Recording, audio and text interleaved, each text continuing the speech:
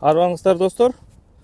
Бүгін мен сіздерге айдоочулук куәлүктү кезексиз справка 083 кереги жок эле, ошондой эле онлайн туруп эле 1 тиын төлөбөй кантип алмаштырган боюнча айтып берем.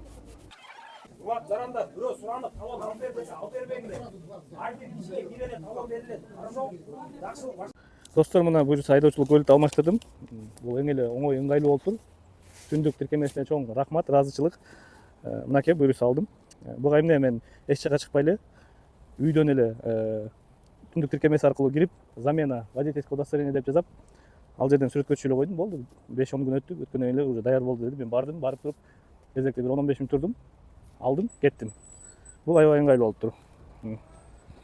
Анан жанагы айдоочулук куәлүктөрү боюнча дагы бир ой жаралды мендечи. Бизде негизи могу Садыр Жапаров президент болгондон бери айдоочулук куәлүккө аябай мындай өзү көзөмөлгө алып, негизи эле мындай жана сатуу же акчага бүтүрүү деген 90-80% эле жок болуп калган да. Ошол себептен автошколалар, автомектептер, жеке менчик автомектептер окута берсе эле болот. Ошондой эле көзөмөл мененчи. Ал эми шаарда жүргөндө көрүп атпайсыздарбы? 5 жыл, 10 жыл, 15 жыл, 20 жыл мурун алган айдоочулар кандай айдашат?